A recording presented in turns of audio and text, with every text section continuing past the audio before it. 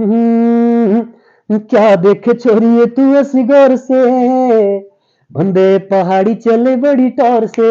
क्या देखे छोरिए तू ऐसी गौर से, बंदे पहाड़ी चले बड़ी टौर से। हर जगह जो है सोशल मीडिया पे बहुत से लोग युवा एक्टिव है, तो सोशल मीडिया का क्या प्रभाव है युवाओं पर, उसके बारे में जानना चाहेंगे सर।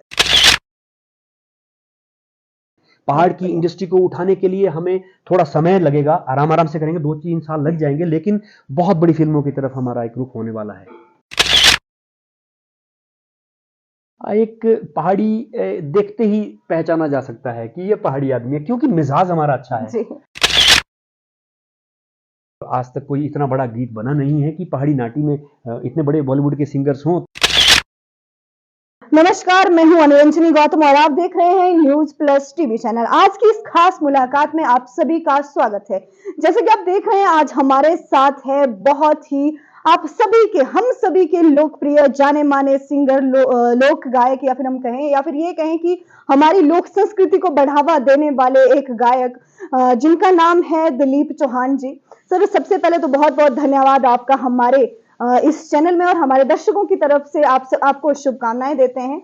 और सर, सबसे पहले हम आपसे ये जानना चाहते हैं कि हाल ही में आपका एक नया गाना लॉन्च हुआ है, जिसमें शानू जी ने, कुमार शानू जी के साथ आपको गाने का मौका मिला है। तो कैसा अनुभव है आपका और किस तरह से ये सहयोग मिला सर आपको?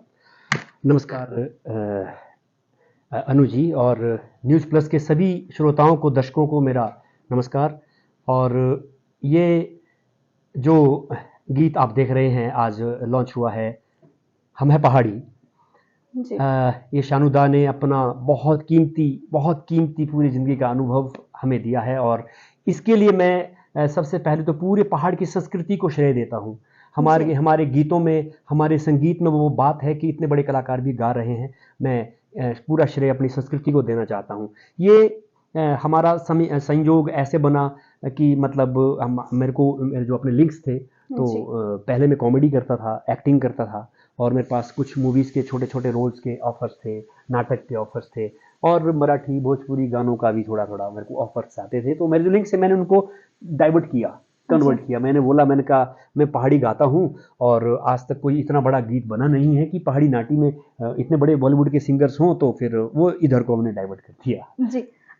सर, हाल ही में जो आपका गाना लॉन्च हुआ है कुमार शानू जी के साथ, तो उसको थोड़ा-सा हम सुनना चाहेंगे, हमारे दर्शक भी आपके मुख से सुनना चाहेंगे। जी अनु जी, ये गीत वैसे कॉन्सेप्ट पे भी काम किया हमने पहले। जी। हम श्रृंगार रस भी कर सकते थे, वियोग रस कर सकते थे, सैड रोमांटिक हो सकता था, लेकिन हमने एक पहाड़ी संस्कृति में जो हमारी लाइफ़स्टाइल है, उस पर थोड़ा-सा प्राउड फ़ील कराने वाला, हमारा कैसे हम रहते हैं, कैसे हमारा व्यवहार है, तो थोड़ा-सा टौर बढ़ाने वाला गीत हमने बनाया है।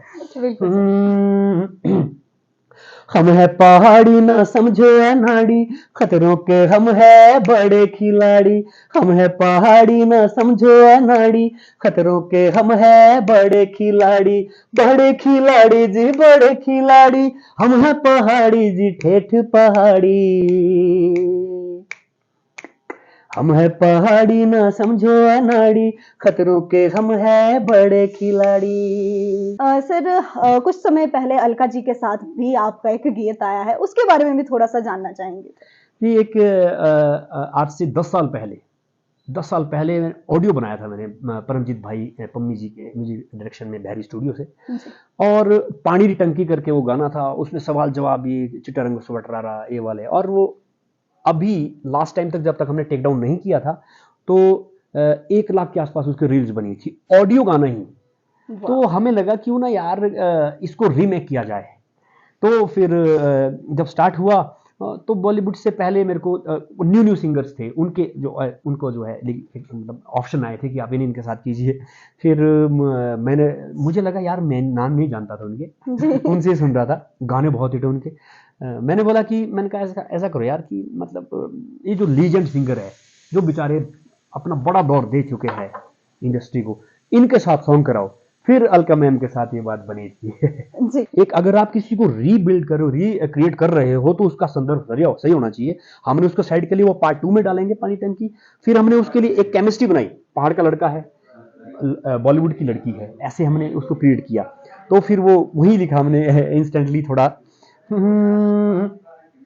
बॉलीवुड की क्वीन छोरी रंगीन सच्चे बनाऊंदी मीत रे, सच्चे मीत बनाती हूँ। जी बॉलीवुड की हाँ क्वीन छोरे रंगीन सच्चे बनाऊंदी मीत रे, सुन पहाड़ रे छोरुआ वाह, जोरदार। सच्चे बनाऊंदी मीत रे, सुन पहाड़ रे छोरुआ। फिर पहाड़ी छोरू, अंग्रेजी न लड़ा न डिस्को गाना, गाने पहाड़ी गीत रे, सुन बम्बेरी छोरिए, गाने पहाड़ी गीत रे, सुन बम्बेरी छोरिए। हम आपसे ये भी जानना चाहते हैं कब से आपका संगीत का सफर शुरू हुआ है, उसके बारे में थोड़ा सा।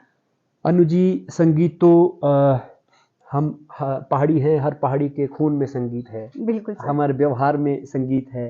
एक पहाड़ी देखते ही पहचाना जा सकता है कि ये पहाड़ी आदमी है, क्योंकि मिजाज हमारा अच्छा है। जी तो ये चीज़ सारी विरासत की है, मेरी अपनी कुछ भी नहीं है, बचपन से शौक था। और बचपन का हमारा गीत संगीत होता है, जैसे हमारी मालाएं नाटी लगती है, बैठ के मुजरे लगते हैं और सब चीज़ें, ये सब हम धीरे धीरे अपने लोक शैली से जुड़े हुए थे। और उसके बाद कॉलेज के बाद हमारी वो शुरू हो गई धीरे धीरे प्रोग्राम्स, और आज भगवान का आशीर्वाद और आप सबका मिलना है। जी सर, हम देखते हैं वर्तमान समय में जो है वो सोशल मीडिया का दौर आ गया है। हर जगह जो है सोशल मीडिया पे बहुत से लोग, युवा एक्टिव है, तो सोशल मीडिया का क्या प्रभाव है युवाओं पर, उसके बारे में जानना चाहेंगे सर। अनु जी, हर बात का एक सही मायना होना चाहिए। अगर हम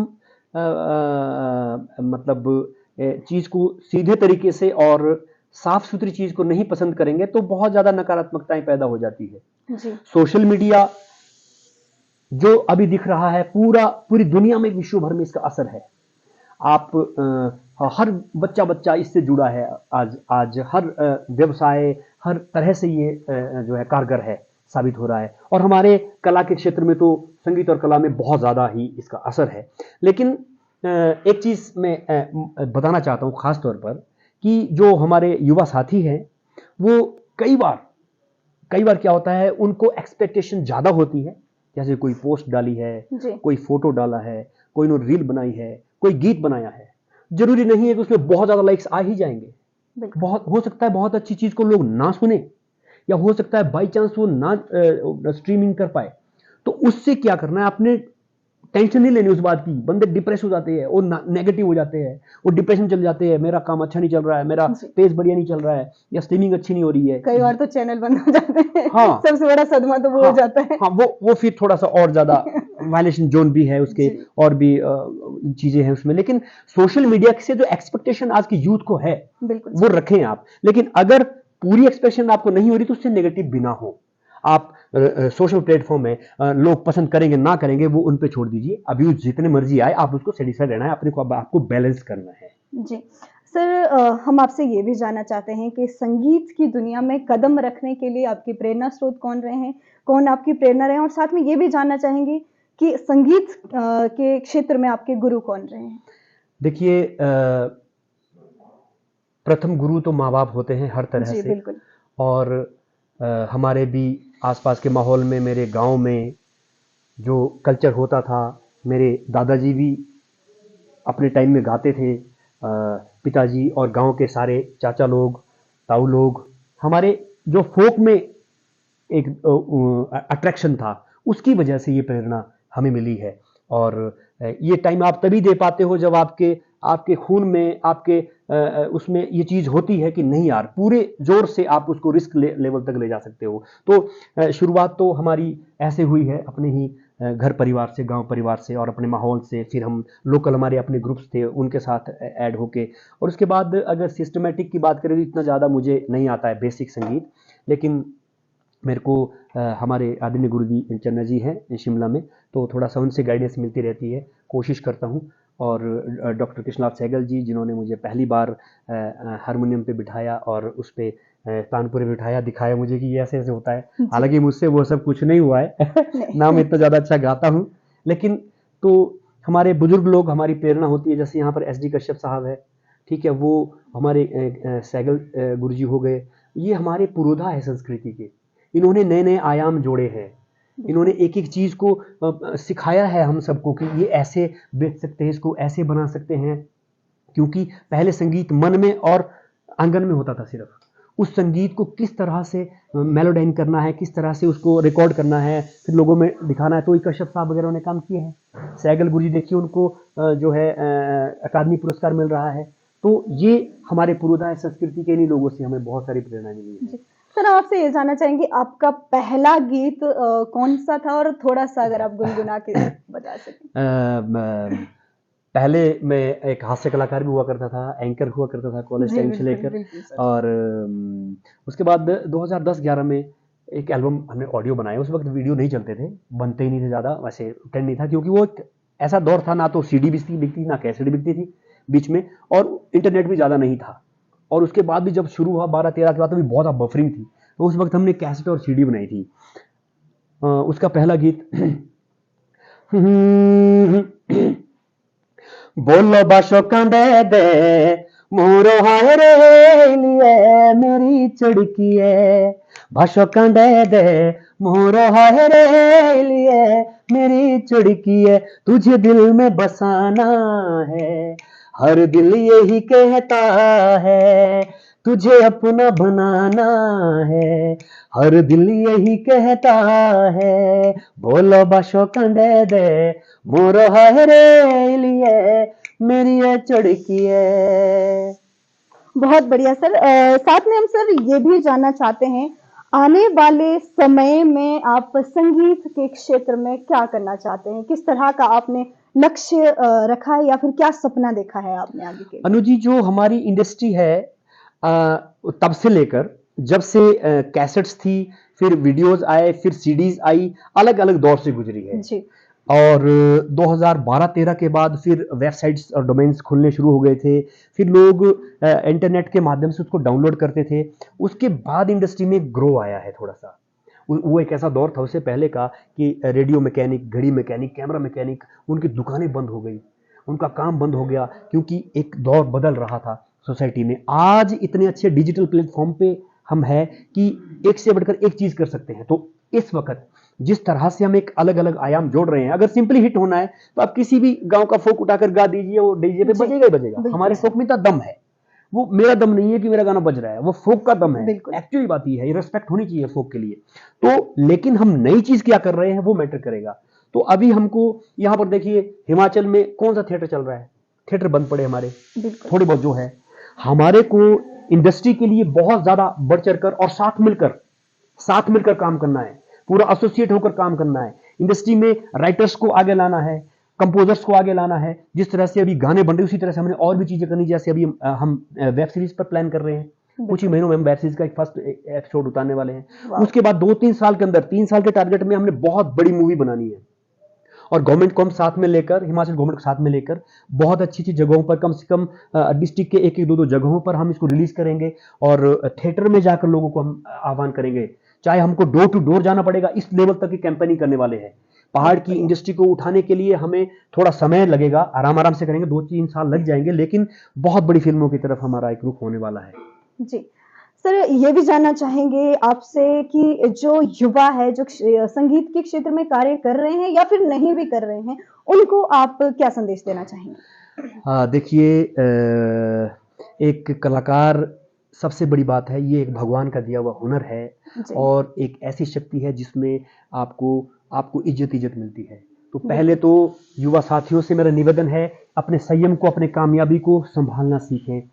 उसके बाद आप ज़्यादा जितना अपने आप को संभाल पाओगे, उतनी कामयाबी को भी संभालना आना चाहिए हमको। सेकंड क्या है, आज हमारे पास अलग अलग प्लेटफॉर्म्स है।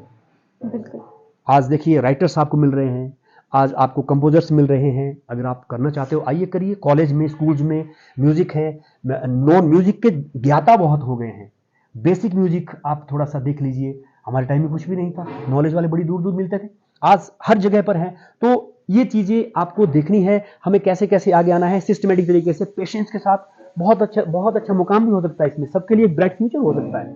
हम आपसे ये जानना चाहते हैं कि हमारे जो हिमाचल की समृद्ध संस्कृति है, हिमाचल के लोकगीत है, जिनका एक अपना ऑरा है, वो किस दिशा में जा रही है और किस तरह से आप देखते हैं कि जैसे आपने मुंबई में जाकर हिमाचली गीतों पे कार्य किया है? जी अनु जी, पहली बात की हमारा एक जो नाटी जोन है, जी। नाटी का जोन है, वो बहुत लिमिटेड होता था और उसमें कुछ ऐसी भाषाएं होती थी जो कि हमें लगता था कि बाहर नहीं समझी जाएगी, लेकिन कहा जाता है ना कि संगीत की कोई भाषा नहीं होती। बिल्कुल। तो आज हमारी इंडस्ट्री, आज हमारी संस्कृति पूरे विश्व पटल पर अपनी पहचान बना रही है। आप देखते हैं गाना यहाँ बन रहा है, बॉलीवुड में रील बन रही है, बिल्कुल। ठीक है। गढ़वाल से लेकर एक खास बात आपके ध्यान में लाना चाहता हूँ, आपके न्यूज प्लस के माध्यम से, गढ़वाल से लेकर हमारा पूरा चंबा तक और कुछ जम्मू का भी इलाका, हमारी देव संस्कृति एक जैसी है, देव परंपराएं एक जैसी है। जो हमारा संगीत है यो देव संगीत है, बिल्कुल। देव वाद्य यंत्र हम लोग इस्तेमाल करते हैं, इन्हीं यंत्रों से, इसी संस्कृति से हमारी संस्कृति निकली है। तो आज हमारी संस्कृति हर जगह पर फैल रही है और एक खास बात यह है कि हमारी थोड़ी बोली अलग अलग हो सकती है, लेकिन पूरी भाषा एक है, क्योंकि हमारे रिवाज एक जैसे है, हमारे देव परंपरा एक जैसी है, हमारे संस्कार एक जैसे है। तो भाषा और गीत में भी हमारी एक रूपता है। आज हम सब लोग, कांगड़ा में गाना बनता है तो सिरमौर में सुनते हैं, गढ़वाल का गाना बनता है तो वो पांगी में भी सुनते हैं। आज ये बहुत बड़ी बात है कि हम एक मिलकर संस्कृति को साथ आगे बढ़ा रहे हैं। जी। सर, जो आपने ये जो हाल ही में आपका गाना लॉन्च हुआ है कुमार शानू जी के साथ, जो आपने गाना गाया है, कुल्लू में इसका लॉन्च हुआ, किस तरह से आप मतलब कि हम आपसे ये जानना चाहते हैं, तो क्या कारण रहा इस गाने को कुल्लू में लॉन्च करने का? देखिए, पहली तो चीज ये थी कि कुल्लू में जो हमारी एक रूपता है वो सिरमौर में बहुत ज्यादा है। यहाँ के जो रिवाज है, जो रहन सहन है, भाषाएं हैं, भाषाओं में जो आपस में छोटे छोटे शब्द होते हैं, जहां से जिसको हम हेल्पिंग वर्ब कहते हैं शॉर्टकट में, वो बहुत मिलते जुलते हैं। तो रीति रिवाज बिल्कुल सेम है। तो मतलब मुझे एक तो यहाँ आकर्षित करता था मुझे ये चीज ना कि बिल्कुल ही सेम है हमारी। और यहाँ से जो लोग नीचे आए हमारे साइड बसने, उनको अभी भी कुल्लू बोलते हैं हम लोग, कुल्लू से आए हैं। हाँ, कई गाँव हैं, पूरे इलाके सैकड़ों गाँव है, दशकों गाँव है। तो एक तो ये रीजन था जो बेसिक था, जहां यहाँ से मेरा लगाव था। दूसरी क्या बात थी कि इस गाने की शूटिंग यहीं हुई है, सौल गांव में, रायसन के पास। गाना यहाँ पर शूट हुआ है, मंदिर के पास गांव में, और इधर उधर भी हमने शूट किए हैं। और आपका ये रोहतांग वैली के पास ऊपर एक बहुत अच्छी जगह पड़ती है, वहाँ पे शूट हुआ है गाना। आप वीडियो में देखिए। और इसीलिए हमने ये सोचा कि मैं कुल्लू में जाके ही लॉन्च किया जाए इसको। जी सर, आपने अब तक जितने गाने गाए हैं उनमें से आपका सबसे पसंदीदा जो गाना है उसको थोड़ा सा सुनना चाहेंगे? देखिए, ऐसा है अनु जी कि अपने बच्चे किसको प्यारे नहीं होते। सारे, चाहे वो 10 है चाहे वो 2 है, सारे बच्चे प्यारे होते हैं। तो मेरे को तो सारे गाने बढ़िया लगते हैं। जो आपको सबसे मजा आता है गाने? नहीं, चलो आपने बात सही पूछी है। जी। एक गीत हमने लॉकडाउन से ठीक पहले बनाया था और बनाते बनाते लग गया था, नहीं यार ये सच में हिट होने वाला है। और मेरे को पहाड़ों से बहुत प्रेम है, पहाड़ी लोगों से प्रेम है, मेरे को ये कॉन्सेप्ट अच्छा लगता है, पहाड़ी वाला कॉन्सेप्ट अच्छा लगता है। तो बैठे थे हरि किशन वर्मा जी, मेरे मित्र है राइटर, और हम दोनों बैठे साथ में लिखने, और गाना बन गया जी। हमने टिकटॉक लास्ट दौर पे था उस वक्त, हमने गाना बनाया था ये। क्या देखे छोरिए तू ऐसी गौर से, बंदे पहाड़ी चले बड़ी टौर से। क्या देखे छोरिए तू ऐसी गौर से, बंदे पहाड़ी चले बड़ी टौर से। अब उसमें भी एक चीज और ऐड करी, लाखोरियों खेती मारे से बुरे बगीचे, भाग देनी नौकरी छोकरी पीछे, लेना देना कुछ ना, लेना देना कुछ ना किसी और से, बंदे पहाड़ी चले बड़ी टौर से। क्या देखे छोरिए तू ऐसी गौर से, बंदे पहाड़ी चले बड़ी टौर से। इसका ऑडियो है, वीडियो बम बनाएगी इसका। आज के कार्यक्रम में हमने आपकी मुलाकात करवाई है दिलीप चौहान सिरमौरी से। अगले कार्यक्रमों में कुछ अन्य कलाकारों से इसी तरह से आप लोगों की मुलाकात करवाते रहेंगे। तब तक के लिए धन्यवाद। इस कार्यक्रम के प्रायोजक हैं smart mobile zone Dhalpur Kullu, smart लोगों की पहली पसंद। ऑप्टम फर्नीचर रिवाल्सर, फर्नीचर की विस्तृत range, Ritu agency Sehwag, family and luxury facility के साथ। विशाल वेंकट हॉल मंडी, पार्टी फर्नीचर और वेंकट हॉल की सुविधा। अशोका हॉस्पिटल नगवाई, आपके स्वास्थ्य का सच्चा साथी। कमरू घाटी हनी मंडी, पूरे भारत में शहद की होम डिलीवरी की सुविधा। Shinde Sky Dental and Skin Therapy, Sundernagar जिला मंडी। और विजन इंडिया फाउंडेशन, आओ मिलकर भारत को समृद्ध राष्ट्र बनाएं।